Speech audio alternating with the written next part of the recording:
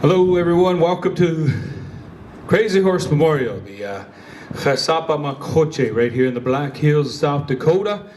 My name is Whitney Redcounter II. I come from the Hukpati Dakota Oyate, also known as the Crow Creek Sioux tribe right here in central South Dakota.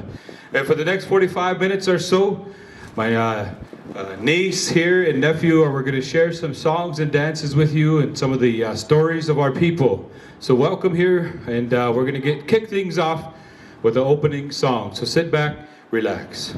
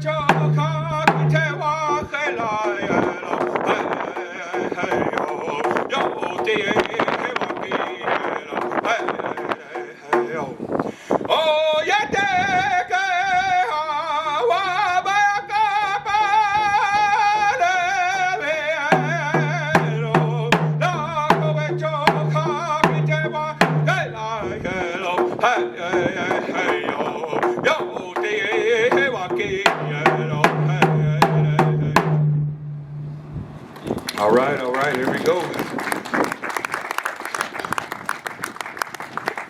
You know, our people, we call ourselves the Ocheti Shakowi, the 7 council fires. In our language, we speak in 3 different dialects, the Lakota, Dakota, Nakota. And the only difference, like for example, if you say the word friend in Lakota, you say cola.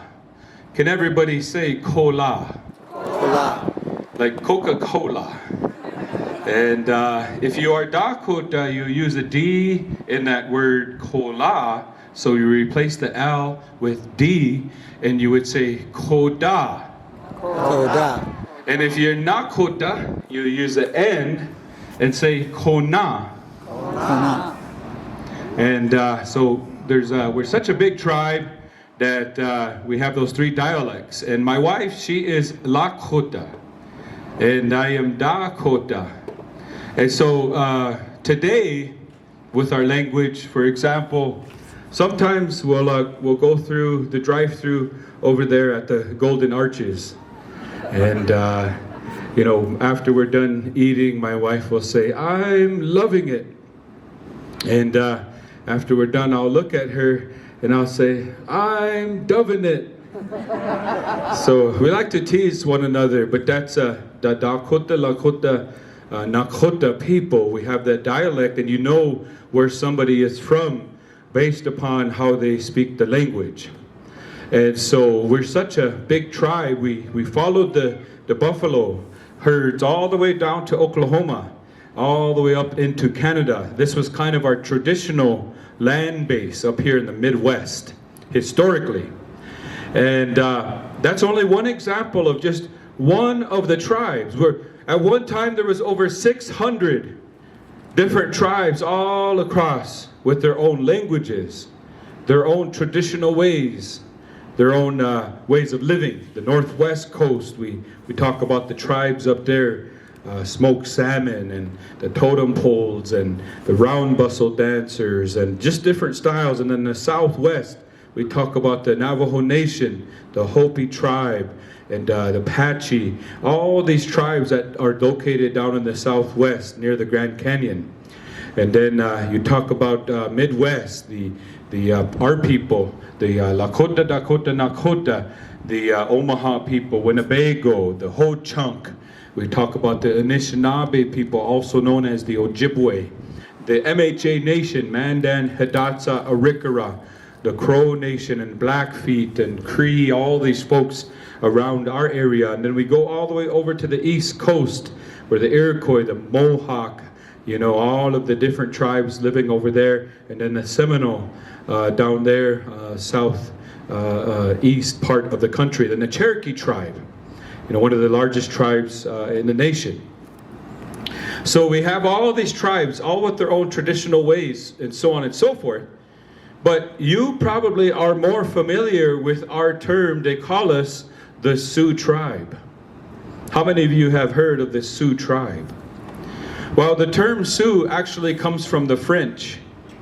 Long ago, the French, they came across United States, Canada. They traded hides and furs with all of our tribes here. And they learned about our people because we hunted the bison.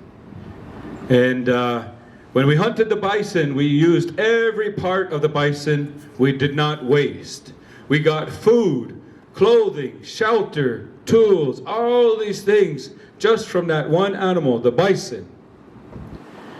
That's why today, when we come to the cities over here, we always like to meet up at that one place where Theo works called Walmart.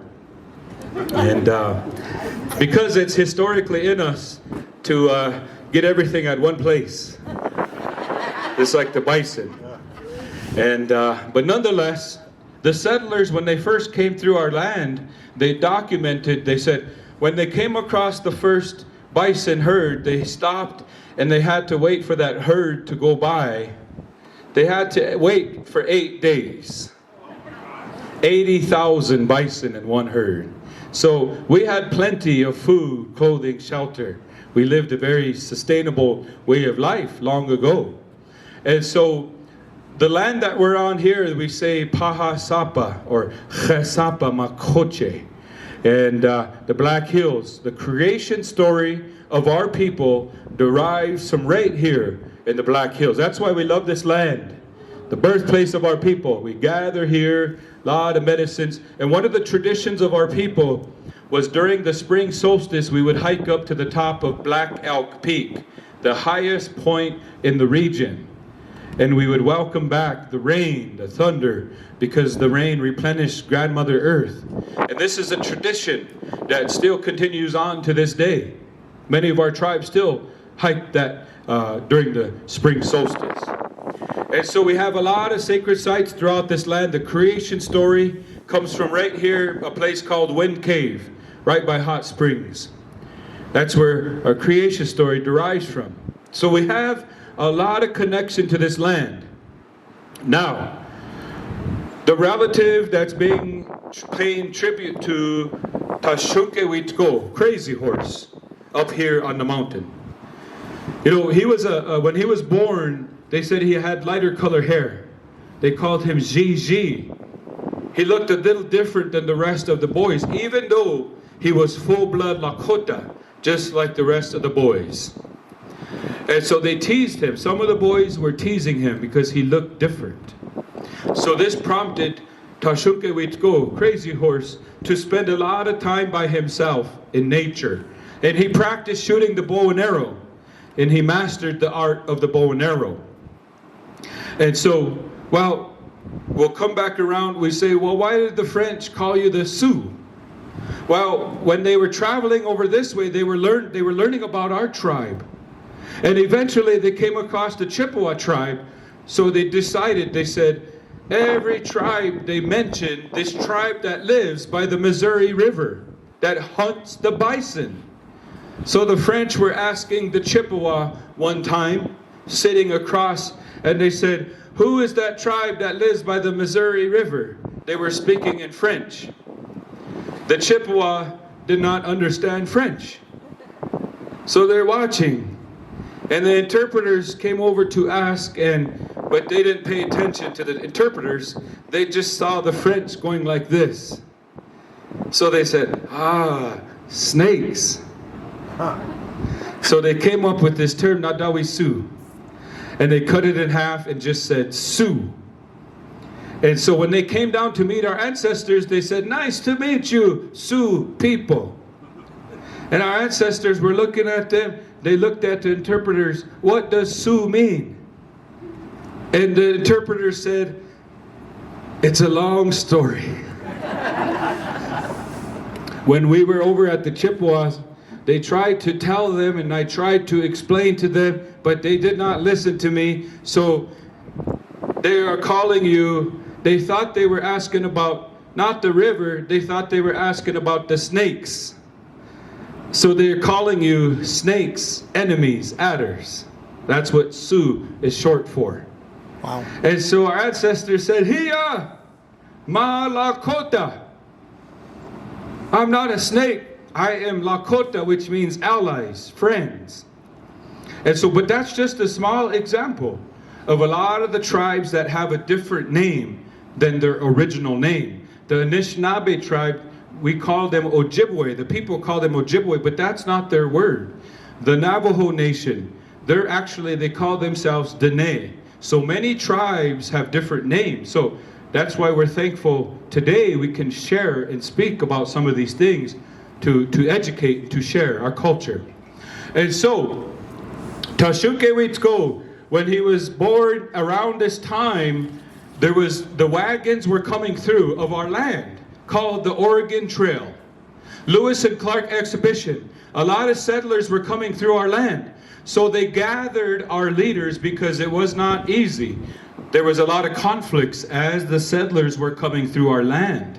So they gathered us all over here at Fort Laramie, Wyoming in 1851. They brought together all the leaders of the tribes of the Northern Plains. And they said, if you allow the safe passage of the settlers in the wagons, we will protect and preserve this land for you. And they had this big giant map. And on this map, the boundaries went right down central South Dakota, the east bank of the Missouri River, over to the North Platte River in Nebraska, over to the Bighorn Mountains into Wyoming, back up through the Cannonball River in North Dakota. They said, we will protect this land for you, just allow the safe passage of the settlers. And so this lasted until 1868. The Fort Laramie Treaty was reduced to just half of South Dakota. This still protected the Black Hills until 1873, 1874, the arrival of General George Armstrong Custer. Custer found gold in the Black Hills. The gold rush began. The people came to the Black Hills. They could not keep them out, so the United States passed the Black Hills Act. They offered to purchase the Black Hills from our ancestors. But our ancestors said, we cannot sell the Black Hills, the creation of our people, the land Creator put us here. And so to this day, the Lakota people have never signed that agreement and never taken the money to sell the Black Hills. Nonetheless, they turned and passed the Sell or Starve Act. If you do not sell the Black Hills, we will send you to a reservation. You have to stay there, and you could not leave to hunt and feed your families. By this time, in the late 1800s, there was less than 1,000 bison left. And so, Tashukewitsko, he was a young warrior, and it was mostly women and children left amongst our people. A lot of the people passed away when they were pushed to the reservations. And so, they called upon Crazy Horse to lead the Battle of Little Bighorn, right over here in Montana. So Crazy Horse gathered the warriors with Sitting Bull, Inkpa Duta, and they traveled and they met up with the Northern Cheyenne and Arapaho warriors, and they went against Custer, June 25th, 1876, at the Battle of Little Bighorn. And Crazy Horse was victorious that day. So that's why we're forever grateful for Crazy Horse. We may not be here if not for his leadership. In the early 1900s, 25% of all indigenous peoples that were left volunteered for World War I, using our languages to develop codes that saved the lives of many U.S. soldiers and our allies. The most famous was the Navajo Code Talkers. But there was over 30 tribes that had code talkers, including our people. For their service, the code talkers were awarded the Congressional Gold Medal. Let's give them a round of applause, ladies and gentlemen, the code talkers. So as we transition to the reservations, a new way of life, long ago when we danced and we sang, we celebrated the bison hunt, we celebrated a feast and gathered together. But when we moved to the reservations, we could no longer hunt. So we started what we call wachipi, the powwows, where we would dance a new way and sing just so we could share. And so, how many of you have been to a powwow before? A few of you. Well, it's a social gathering. People are invited to come to the powwow and look on and watch all the dancers. And so today, we're going to share with you some dancing. And first up, I'm going to call out my niece, Sophia Benali, and she's going to share with you the fancy shawl style of dance. Let's give Sophia a warm welcome.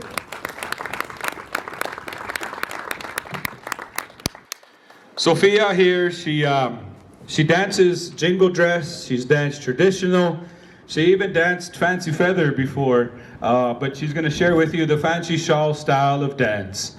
Originally, our grandmothers, they would dance with the buckskin dress, and they would decorate it with dyed porcupine quills that were flattened like beadwork.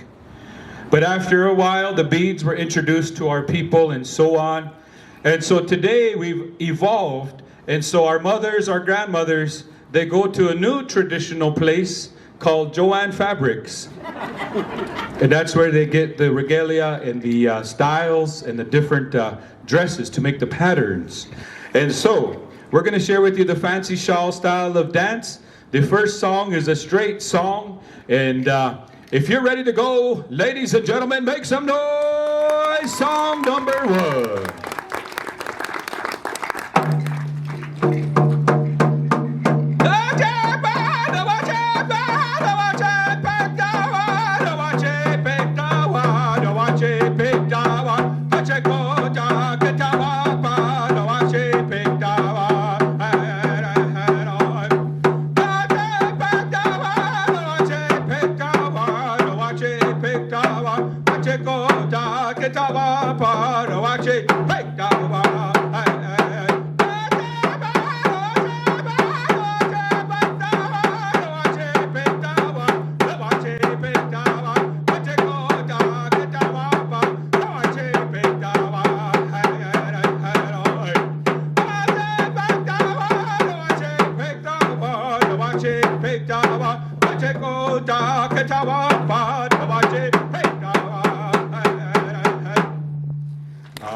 All right.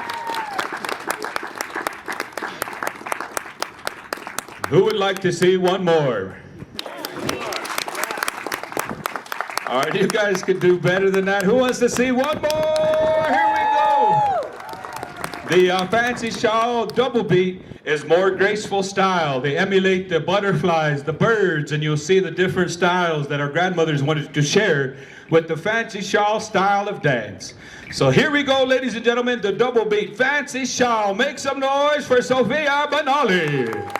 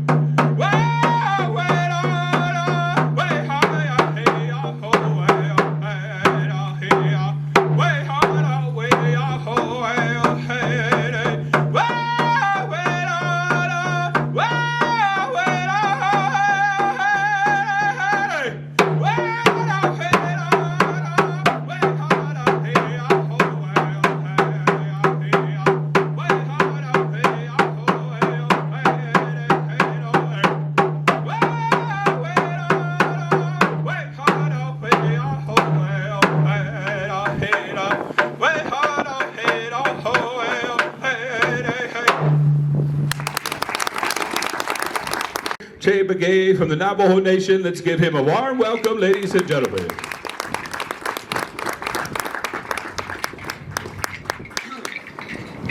Good evening, ladies and gentlemen, guests traveling far and near. How are you doing tonight? You guys enjoying the show so far? Yeah! All right, right on. We're so glad to have you here at the Crazy Horse Memorial. So, my name is Taylor B. Gay. I'm representing the Dene Nation. Before I go any further, I was always taught by my elders to introduce yourself in your traditional original language. So, I will introduce myself in my Dene language. Ya te shikedo shadana shay Taylor Bigay and shka ya kiniat sadana yan shlon bitahni fashishin kashe dashache tapaha dashanale seth the chi de nasha. So, ladies and gentlemen, I actually belong to the Dene Nation, federally recognized as the Navajo Nation. So, if you ever encounter a Dene individual, make sure, and I encourage you to use the word Dene. Refrain from Navajo, because Navajo was our given word by the Spanish government. My Dene people were very well known for sneaking into the enemy's camp. So when the missions or the Spanish government encroached in my lands, my ancestors would do everything they can to scare the enemy away, to get them out of their homelands. And one thing we did was steal their horses, steal their equipment, so that way we can make their living space unhospitable. But the U.S. government, when they came in and the Spanish government said, hey, that's the Navajo people, it stuck around. So please, I encourage you and I tell you, I instruct you to use Dene whenever you're talking about the Navajo people. So the style of dance I'll be performing, ladies and gentlemen, is the contemporary Northern traditional men's style. This dance actually originates from the Omaha people all the way down in Oklahoma and Nebraska. This dance actually is a Holushka dance. It belongs to the Holushka Society, and that just translates into warrior. Now that being said, this is a warrior's dance. That does not mean you have had to serve in active military duty. As indigenous peoples, we are all warrior people, but since colonization, since the establishment of the United States federal government, the battlefield for indigenous peoples has changed. We no longer fight our enemy into hand-to-hand combat. Now we fight our enemy in the workforce, the educational system. That is why I, a young man at only 18 years old, am able to partake in this dance, to actually showcase this style of dance to each and every single one of you today. That's my qualifications, and that's what the right that was given to me. But before I dance, I want to showcase and tell you a little more about this drum and the style of singing I'll be showcasing. The style of singing I'll be showcasing is actually the round dance style. This style of singing originates from across the medicine line, from our First Nations relative out in Canada. Now, the style I'm singing, the round dance style, is actually a wintertime social dance gathering. Now, there are so many various styles of singing, but I'll be showcasing one start of a straight song. The straight song is just a fun get-together, just to move and dance amongst your relatives, your loved ones. And then the second style is a more contemporary song. You'll hear some words, English words, and I hope you guys enjoy.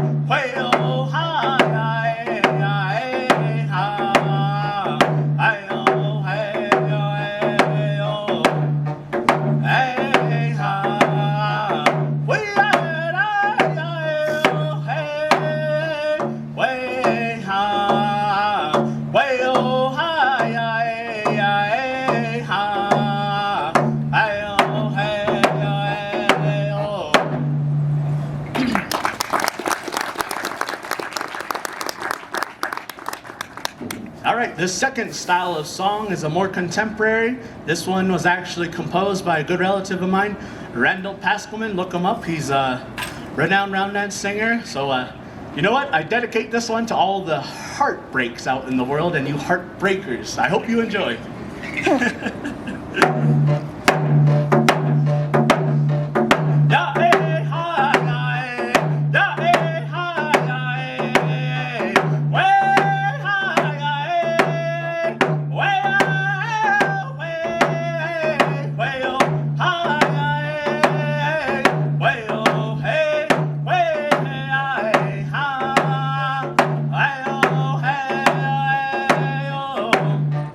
No, baby, no.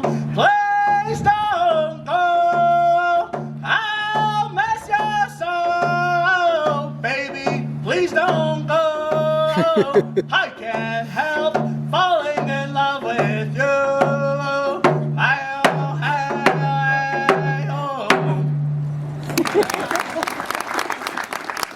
Thank you. Is going to share with you the men's traditional style of dance. It's the warrior dance amongst our people, and derives from the Omaha people. And this style of dance has kind of made its way around traditionally through our ancestors.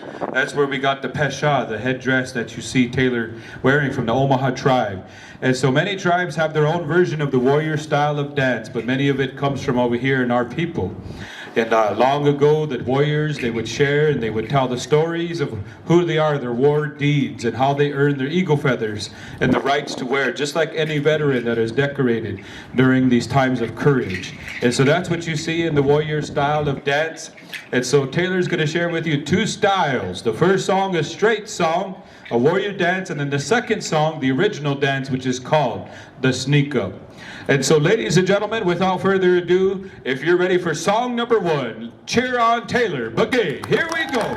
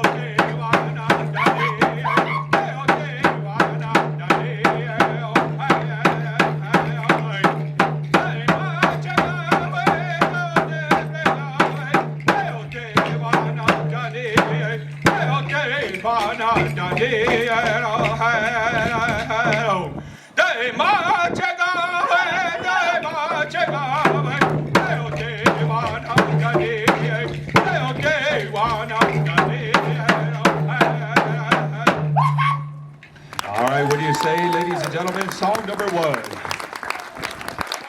The second song is the sneak up.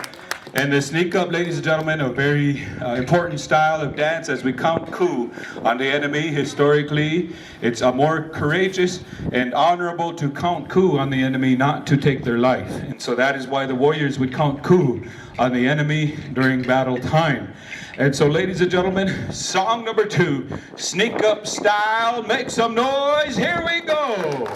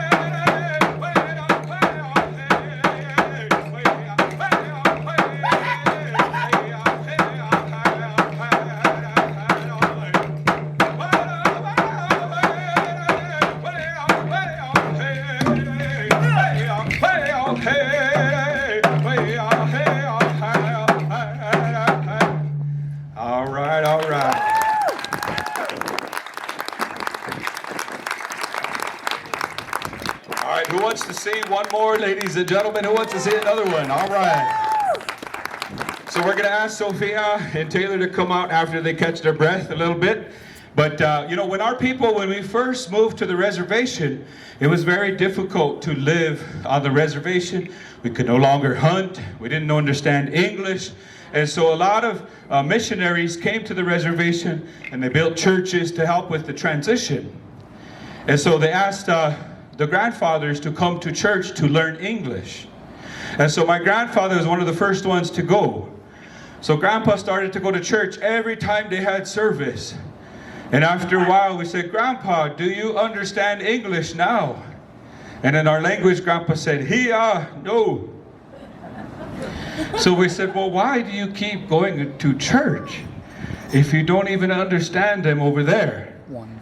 In our language, Grandpa said, every time I go over there, when we're done, they serve me a lot of good food. But they said one day it was a special day.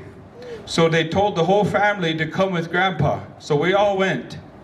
Grandma, she was dressed really nice. And next thing you know it, they walked us all down to the river. And they walked our grandfather into the water. We were all watching. Next thing you know it, they dunked him in the water, pulled him up, and they asked him, did you see the Lord? Grandpa, he don't understand English. So he's looking around. So the interpreter had to ask him, did you see the Lord? In our language. Grandpa said, no. So they dunked him again. Pulled him up. Did you see the Lord? Grandpa's looking around. So they dunked him a third time. Pulled him up. Did you see the Lord? And Grandpa said, So they were going to dunk him a fourth time. But this time, Grandpa, he started to holler something in our language. We were listening, and here's what he said.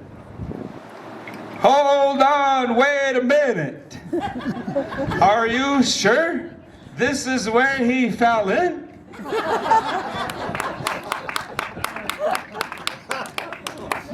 And the interpreters told Grandma what happened. So Grandma went over there, gave him a big hug, and said, they said that you got a big blessing today. But see, we don't really understand each other a long time ago. A lot of misunderstanding throughout history. So that's why we're thankful that you're here today, just to hear a little bit about our culture.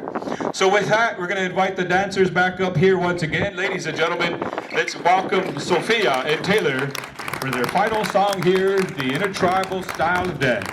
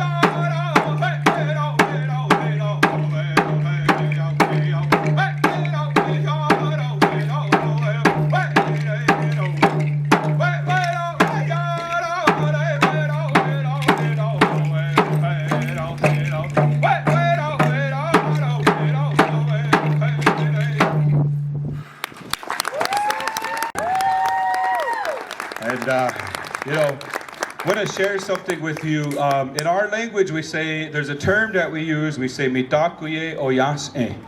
And that means we're all related. We're all connected some way in this world. That Creator made all of us. And so, mitakuye oyase talks about carrying yourself with respect for one another, for yourself and those around you. And to walk in that kind of road. So our elders, in our traditional ways, we try to emulate that. And so we ask you to share that message. You know, the late Black Elk, he was a leader amongst our people. He said, someday that people are going to come from all cultures, races, and they're going to come here to the Black Hills. And together, when we come together like this and we share with one another, we're going to help heal that broken hoop, that sacred hoop of life. All right, ladies and gentlemen, thank you for joining us here today. Enjoy the rest of your visit here at Crazy Horse Memorial.